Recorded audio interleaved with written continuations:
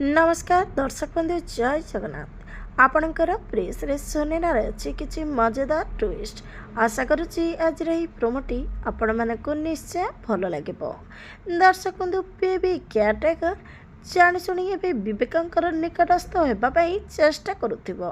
तेणु से विवेक को कहब आपण परीर मुंडे टिके हाथ दिंतु मु ताको टेके शुआई देबी। तापरे विवेक परीर मुंडे हाथ देबे और ताको शुआई देबे। एपटे रश्मि विवेक को अलग नजर रे देखिबार सुनेना देखिदेबे आ सुनेना मध्य रागिजिबे। रश्मि बोली डाकी कहिबे बास बाकी काम मु करिदेबी तू एबे जा। हेले दर्शक बंधु सुनेना एबे कौन करिवो कौन से रश्मि रो आ समस्तंकर प्लान जानि परिबो निजको से स्ट्रॉंग करि परिबो कि नाही देखिबा पई जमार भूलंतुनी। आज राति 7:30 रे आपणकर प्रिय सुनेना।